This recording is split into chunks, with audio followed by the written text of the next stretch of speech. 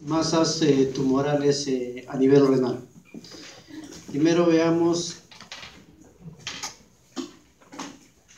esta imagen de acá. Es una tomografía de un pacientito. Como vamos a ver solamente retroperitoneo, nos olvidamos de visualizar lo que es hígado, vaso. ¿Qué alteraciones ustedes ven en este tipo de paciente? Esa es su imagen axial y esta es la coronal.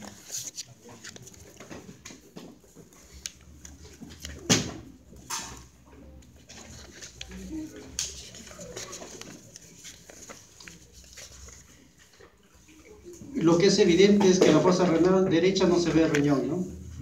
Entonces uno puede suponer o que no tiene riñón o dónde está ese riñón derecho. Y si ustedes se dan cuenta, ahí vemos un riñón y el otro riñón está a ese nivel. Ese es un tipo de enfermedad congénita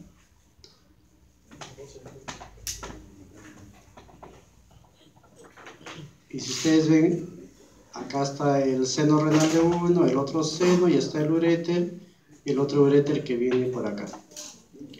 Entonces, esta es una ectopia renal cruzada, que es lo que vamos a revisar el día de hoy dentro de esas enfermedades. Aquí tenemos otro pacientito, este de acá para después. Acá tenemos este paciente, se hace su ecografía de vías urinarias, este es el riñón derecho.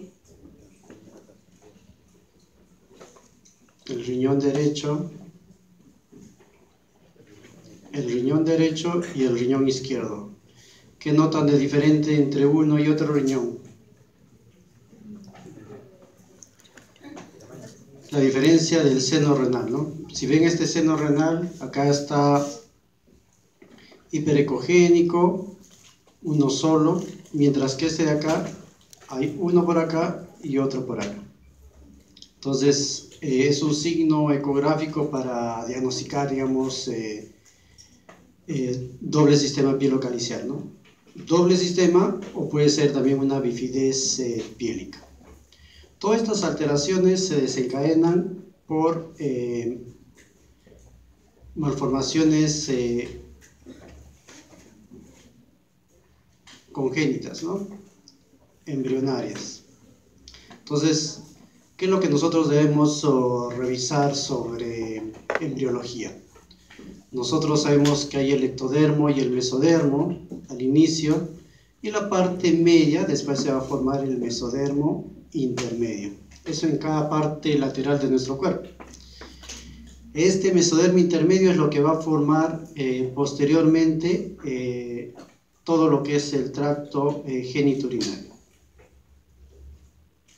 Entonces, este es el mesodermo intermedio que nos va a dar lugar a pronefros, mesonefros y metanefros.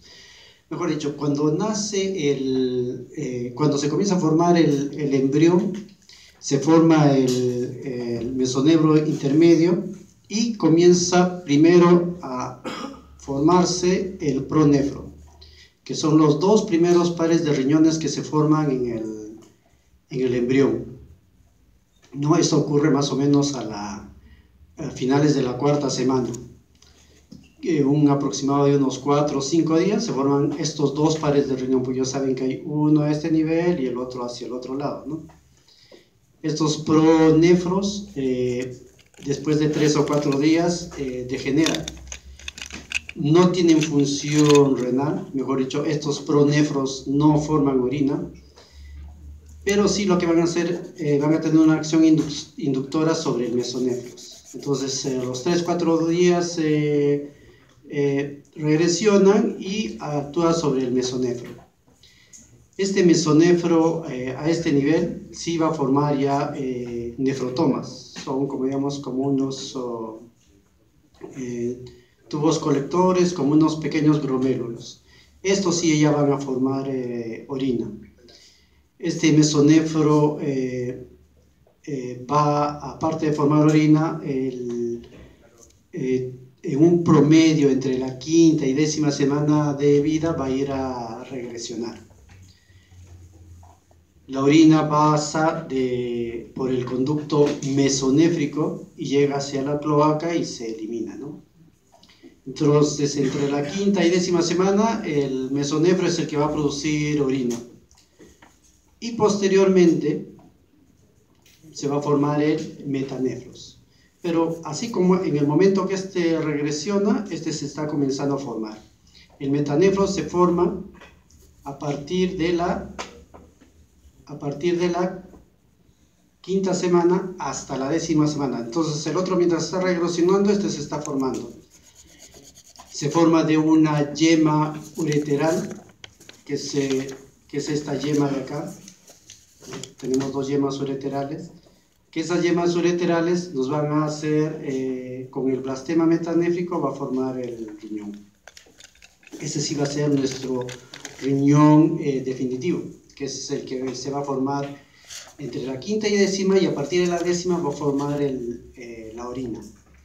Ustedes saben que la orina es el principal volumen de líquido amniótico, pues, ¿no? Entonces, cualquier alteraciones renales que tuviera algún embrión o feto, cualquier alteración, digamos, ya sea agenesias o lo que fuera, siempre van a repercutir a nivel del volumen de líquido amniótico. Este conducto mesonéfrico es el conducto de Wall que se conoce, ¿no? Entonces, esto ya regresionó y se está formando el riñón definitivo, que es a nivel de la pelvis, si se dan cuenta. A este nivel, en el conducto mesonéfrico que se está degenerando, que es el conducto de Wall, junto con el epitelio celómico, nos va a formar la gónada. Entonces, el conducto mesonéfrico, conducto de Wall, es el que va a llegar a formar las gónadas, que posteriormente ya se van a formar los conductos paramesonéfricos, ¿no? O de Müller, que son los que van a dar todos los de mujer. Wall da todo lo que es varón y Müller es lo que da la mujer, ¿no? Entonces, las alteraciones que nosotros vamos a llegar a tener congénitas se van a provocar a este nivel, entre la yema del brote ureteral, la yema ureteral y el blastema metanéfrico. El blastema metanéfrico es esta imagen marroncita de acá, que es lo que va a formar el riñón en sí. La yema es los que nos van a dar todo lo que sean cálices mayores, menores, uréteres, ¿no? Todo lo que conduce hacia la vejiga. Entonces se forma a nivel pélvico y posteriormente va ascendiendo a su localización habitual, ¿no? Que es lo que nosotros debemos tener. Los conductos mesonéfricos se forman a nivel tóraco-abdominal y después van a descender hacia abajo, ¿no? Mientras que uno asciende, el otro desciende. Entonces, ¿qué alteraciones nosotros vamos a tener? Tenemos alteraciones de número, posición, fusión, tamaño, forma, estructura del uréter. Dentro de las anomalías de número está la agenesia, la disgenesia. Dentro de las anomalías de rotación está la ectopia simple, la ectopia cruzada. Las anomalías de fusión está el riñón y herradura, la ectopia renal cruzada. Son puntos que vamos a ver ahora. Entonces, veamos sobre las anomalías de número. Dentro de las anomalías de número está la agenesia renal. Entonces, esta agenesia renal puede ser unilateral de un solo lado o puede ser bilateral de ambos lados. Lo más frecuente que sea unilateral, más en el lado izquierdo y más frecuente en varones, ¿no? Su frecuencia entre 1 en 500 a 1 en 4000. ¿A qué se debe, digamos, que se produce una agenesia renal? Es que esta yema ureteral que la tenemos acá no llega a contactarse con el blastema metranéfrico. El blastema metranéfrico es esa estructura que después va a formar el riñón. Cuando esto llegue en contacto con el blastema metanéfrico, se llega a originar el riñón. Si no llega a tener contacto, lo que desencadena es una agenesia renal, unilateral. Pero puede haber, como les digo, la agenesia renal bilateral, que ambos no entran en contacto y al final no se forman los dos riñones. Entonces, ¿cuáles son las características de esta agenesia renal bilateral? Uno es que es incompatible con la vida. ¿Por qué? Porque uno es que va a provocar un oligohidramnio severo, porque no se va a formar orina, porque no hay riñones, ¿no? Segundo, como no hay riñones, por las mismas acciones inductoras, se va a producir una hipoplasia renal y se va a asociar a diferentes malformaciones, ¿no? Esqueléticas, ano imperforado, ¿no? Que son frecuentes en este tipo de paciente. Entonces, al momento de nacer, como hay una hipoplasia renal y su función renal no va a funcionar, llega a fallecer nuestro pacientito. Entonces, en el esquema que tenemos es una agenesia renal, lo frecuente, el lado izquierdo, más en varones. Esta es una imagen de una urografía excretoria donde nosotros podemos visualizar la pelvis renal, el uréter y la vejiga, ¿no? Y no se logra visualizar el lado izquierdo. Esta es una ecografía.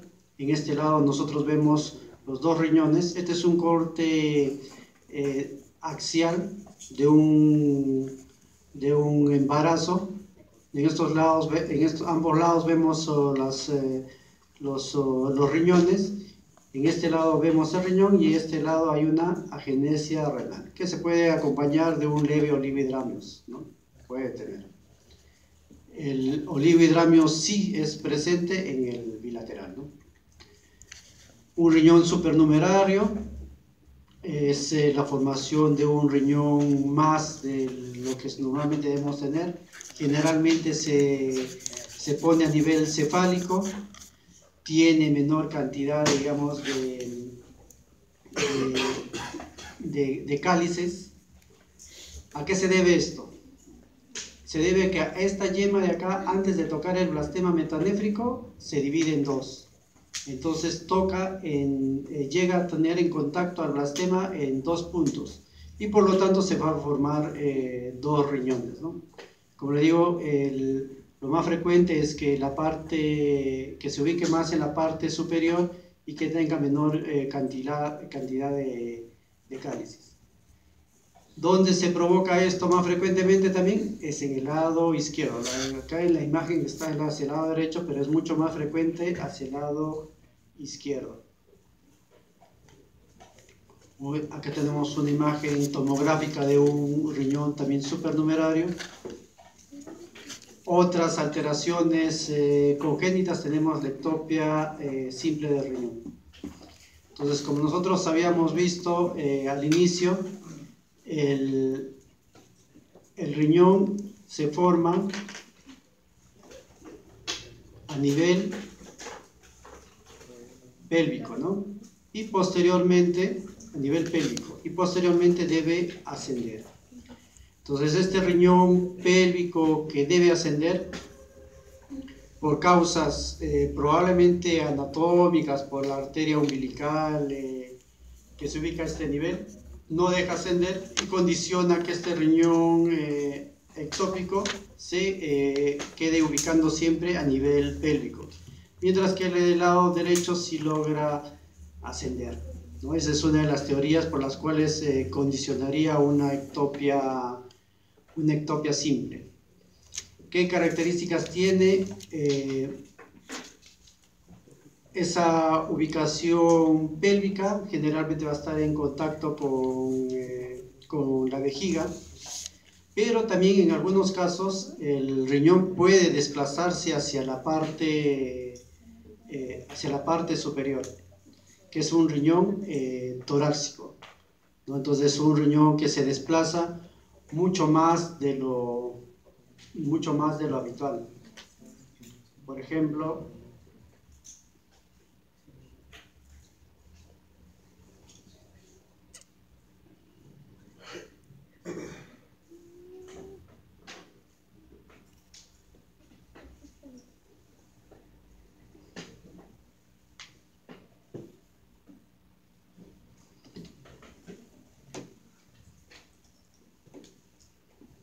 tenemos una imagen de radiografía simple.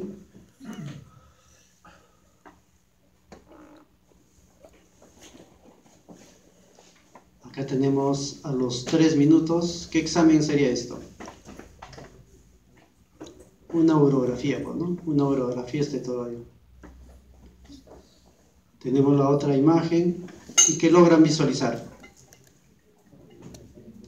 Que un riñón está ubicado adecuadamente y el otro, uno está a este nivel y el otro está a nivel torácico, ¿no? Como si fuera una hernia, ¿no? Pero en realidad ese es un riñón ectópico torácico. ¿Qué va a condicionar este riñón ectópico torácico? Va a producir una ovulación a nivel del diafragma, ¿no? Porque va a presionar, ¿no? Similar a como si fuera una hernia de Bodalek, digamos, ¿no?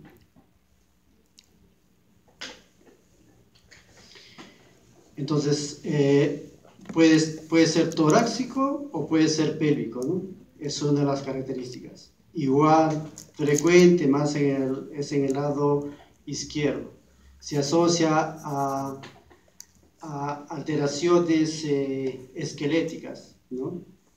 Y también generalmente es ubicación baja cuando es a nivel pélvico. Su frecuencia es de 1 en 800 pacientes. ¿Qué tenemos acá? Una ectopia simple de un riñón que se ubica a nivel pélvico, ¿no? Causa, como les mencioné, una de las teorías es que sea una hernia, una arteria umbilical que no permite ascender a ese riñón. Otro es la ectopia renal cruzada. Entonces, la ectopia renal cruzada, hay dos teorías también que nos podrían indicar o provocar esta ectopia cruzada. Como ya vimos en la primera imagen que les mostré de la tomografía, el riñón se ubica hacia el lado contralateral, hacia un mismo lado. Entonces, ¿cuáles serían las causas que condicionaría que este riñón se ubique hacia un mismo lugar? ¿No? Acá están los dos riñones, este es el uréter que se va hacia el otro lado. Una es que en el momento de ascender, como los polos renales están muy cerca, entonces se puede fusionar y puede dirigirse hacia el lado contralateral, digamos como jalarlo hacia un lado. La otra teoría es que por causas, digamos, inducidas a nivel de la yema ureteral, esta en vez de dirigirse a su metanefro que estaría a este nivel, se dirige hacia el otro metanefro, al otro blastema metanéfrico que está hacia el otro lugar. Llega a esos dos yemas a ese nivel y nos va a condicionar una ectopia renal cruzada, ¿no? Generalmente estas ectopias pueden fusionarse o no fusionarse. Lo más frecuente, tanto en ectopias como en las otras alteraciones que veremos después, se van a fusionar. Es menor porcentaje los que no se fusionan, entonces llega un 85 a 90% los que se llegan a fusionar y solamente un 10% los que no se fusionan. Y acá tenemos la ptosis renal. ¿Qué cosa es la ptosis renal? Es la alteración de los ligamentos, de todo lo que es soporte del riñón y se ubica a nivel a nivel mucho más inferior o puede ser pélvico. Entonces, ¿qué me diferencia a mí decir una tosis renal con una ectopia simple? Porque en la ectopia simple yo voy a tener a mi riñón en su ubicación habitual y el riñón con una ectopia simple puede estar a nivel pélvico, mucho más inferior. La diferencia es anatómica, porque en la ectopia simple el uréter va a tener un tamaño de acuerdo al espacio que ha recorrido, mientras que como el otro es una alteración de ligamentos, de soporte, el uréter y sus vasos van a ser de mayor longitud. Entonces, una forma fácil de diferenciar tomográfica o por urograma o por ecografías, digamos, con contraste, porque hay ecografías con contraste, como ustedes saben, es ver la longitud del uréter. Si el uréter es redundante, esa es una tosis renal, ¿no? Si el uréter tiene un tamaño o tiene una longitud sin ser redundante, es una ectopia simple. Y dentro de las de fusión tenemos al riñón en herradura. ¿Cuál es la característica del riñón en herradura? Por su mismo nombre es una forma de una C. ¿Cuál es lo que le caracteriza a este riñón? Es que se fusiona en el mayor porcentaje, en casi todos, es una fusión por la parte inferior, es una fusión baja. Solamente un 10% tiene una fusión alta. Ahora, ¿a qué se debe a que se produzca un riñón en herradura? Como ustedes ven en la imagen, los riñones cuando se forman a nivel pélvico están muy cerca uno de otro, ¿no? Y van ascendiendo. Y conforme van ascendiendo, se van formando las arterias renales. Estas arterias renales regresionan y aparecen otras. Va avanzando, regresionan y aparecen otras, hasta llegar a su ubicación habitual.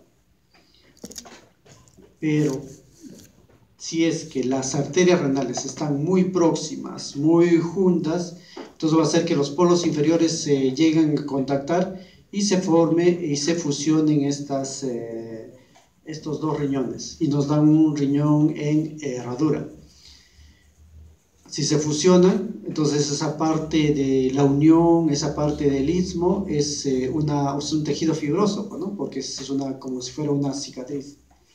Pero en algunos casos esto no es tejido fibroso, sino se ve tejido, digamos, renal, parénquima renal en ese istmo. Entonces, se atribuye también que no solamente sea causa, digamos, anatómica por lo que esté junto, sino sea algún tipo de causa teratogénica que haga, que induzca la fusión inferior de los riñones. Ahora, ¿por qué es importante saber sobre el riñón en herradura? Porque si se fusionan en la parte inferior y la inducción es teratogénica, lo que hay que tener cuidado es lo que posteriormente pueden desarrollar. Estos pacientes, por tener inducción teratogénica, lo más probable, en algunos casos, pueden desarrollar carcinoma de células renales, pueden desarrollar tumor de Wills, pueden desarrollar oncocitomas. Cosa importante porque yo tengo un paciente con un riñón en herradura, ¿qué es lo que debo hacer? Es evaluarlo periódicamente, ¿no? No es ya tiene su riñón en herradura, es congénito y ya que viva ahí nomás. Debemos evaluarlo para tratar de prever que si es que se desarrolla este tipo de lesión, tratar de corregir quirúrgicamente, ¿no? Estos riñones en herradura tienen una ubicación también a nivel lumbar bajo. ¿Por qué este riñón en herradura no sigue progresando y se ubica en su localización habitual?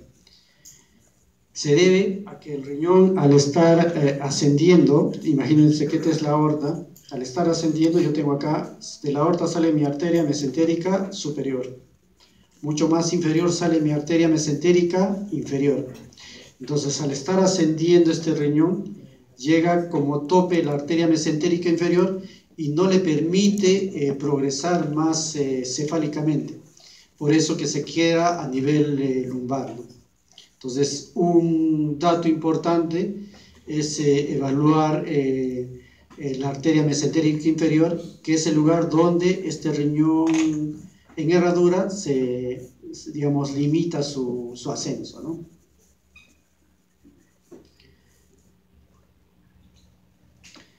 Acá está la causa teratogénica que les refería y los tumores que frecuentemente se pueden desarrollar. Que vamos, en la siguiente clase y lo vamos a ver también sobre estas lesiones tumorales. Acá tenemos una urografía excretoria de un riñón en herradura. ¿Qué características tienen? Que los cálices se van medializados, mejor dicho, tienen más rotación y están medializadas. Segundo, es que le condiciona una leve hidronefrosis. ¿A qué se debe? A que este uréter acá, digamos, se hace como un loop, como una pequeña éstasis y no permite adecuadamente, digamos, que drene el riñón, ¿no?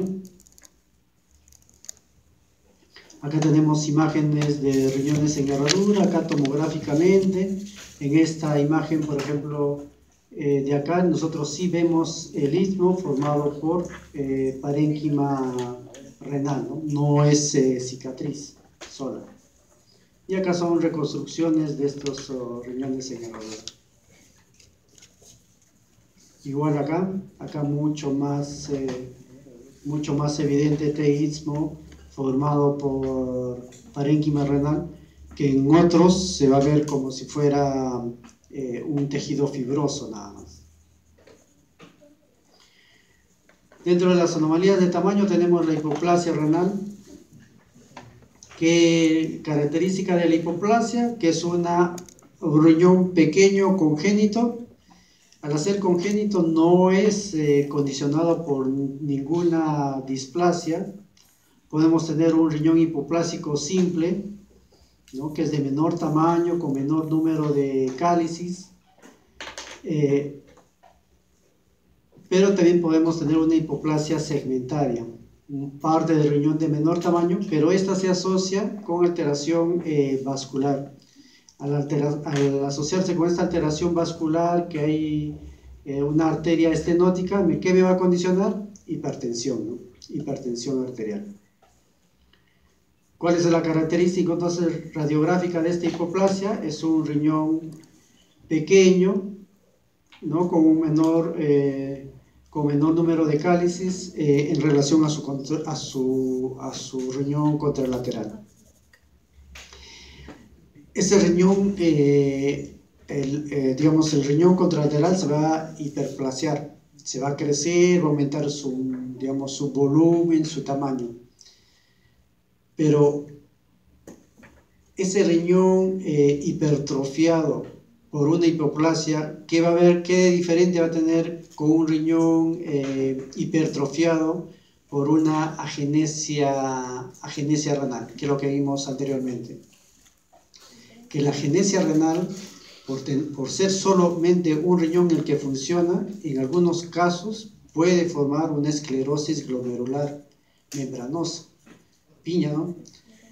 Tiene un solo riñón y todavía por hiperfuncionar mucho este riñón, desarrolla eso, ya pues llega a su insuficiencia renal. Eso no es frecuente, pero sí se puede, digamos, llegar a desarrollar.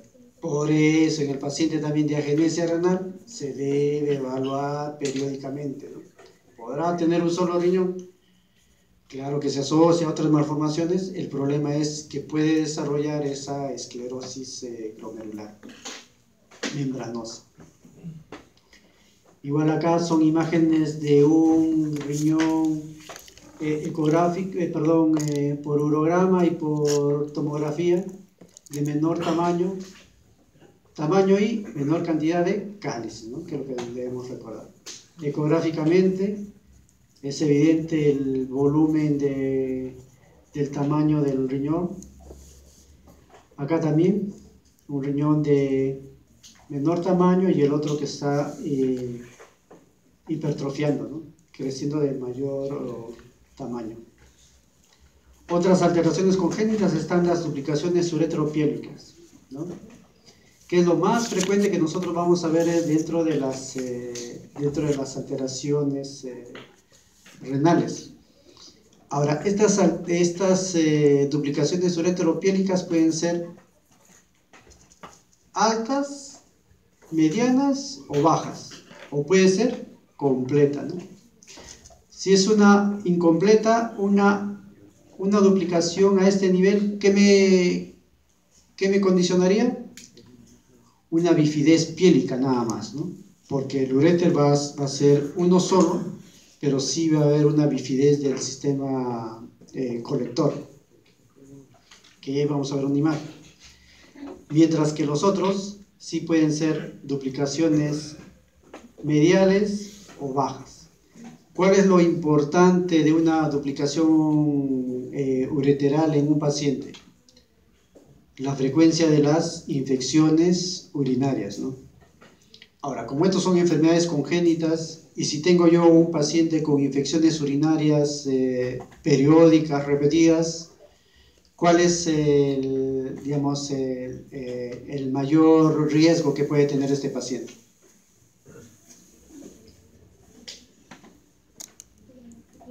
El desarrollo de insuficiencia renal, ¿no?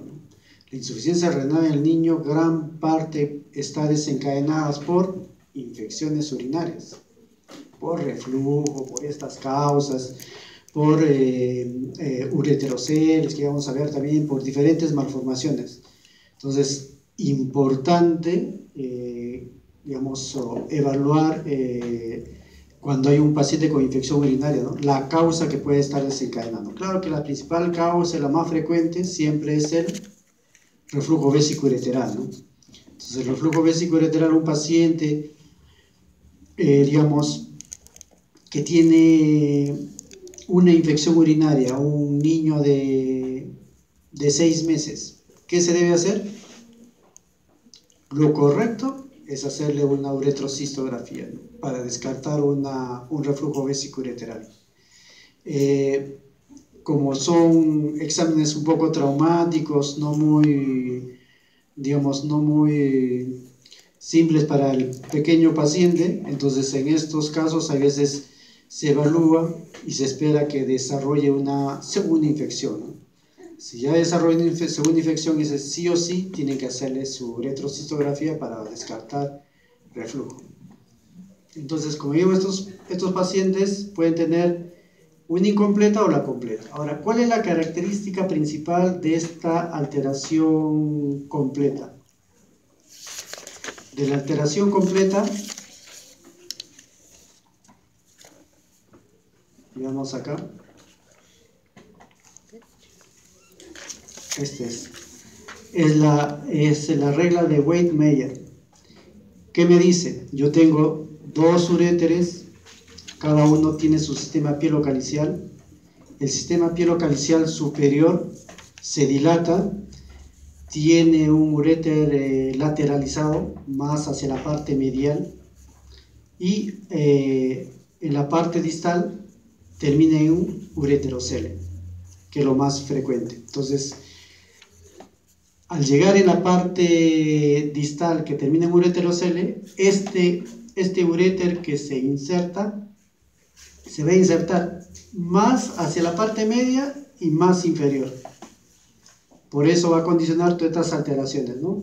Mientras que el uréter del pielón inferior, que tiene una forma de flor marchita, por lo que tiene sus cálices un poco horizontalizados, este de acá sí se va a insertar en el trígono.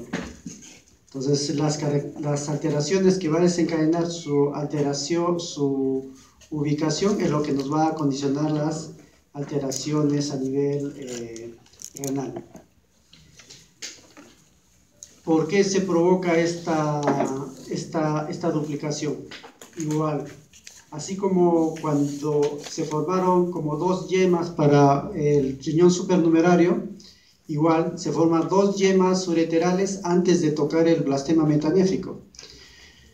toca al blastema metanéfrico 2 yemas y me va a dar un riñón en herradura. El grado de dónde se ubica esta bifurcación del blastema, de la yema ureteral, me va a dar si sea proximal, si sea medial o si sea bien distal, ¿no? Similar, como les expliqué hace un momento, del riñón supernumerario. Ahora, ¿qué características habíamos mencionado? Las infecciones urinarias, condiciona reflujo porque ya tenía una implantación anómala, ¿no? Y si hay infecciones va a haber cicatrices. Tenemos una ecografía renal, que es todo esto, ¿no? En un paciente de un feto. ¿Qué vemos acá? Siempre la ecografía, la parte más hacia la izquierda es la parte superior y esta es la parte inferior, ¿no? Entonces hacia la parte superior tenemos una hidronefrosis, ¿no? Y hacia la parte inferior tenemos nuestro sistema pielocalicial normal. Es un paciente con doble sistema pielocalicial, con su pielón superior dilatado, que lo más probable que tenga reflujo, lo más probable que tenga ureterocele también, ¿no? Esta es una urografía excretoria donde vemos el doble sistema pielocalicial en el lado izquierdo, acá ubicado hacia el lado derecho. Esta es una imagen de una bifidez piélica.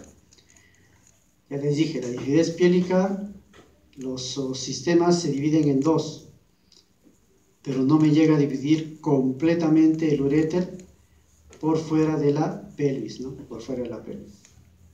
Este es el que ya había mencionado sobre la regla. Y por último vamos a hablar sobre los ureteroceles. El ureterocele es una dilatación quística de la parte distal del uréter, ¿ya? Puede ser congénita o adquirida. Entonces, si yo el uréter a nivel distal se comienza a obstruir, ¿qué me va a producir? Me va a producir una imagen quística, ¿vale? Que es este ureterocele. Es la forma como se visualiza por ecografía.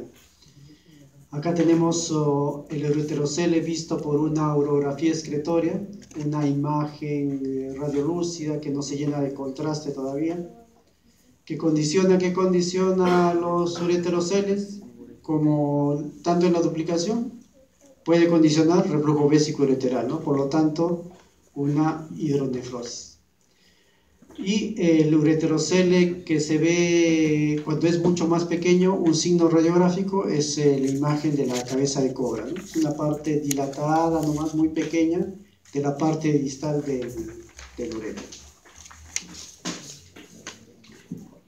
Bien, esta es la primera parte. Yo creo que continuamos con la otra, que es sobre masas renales.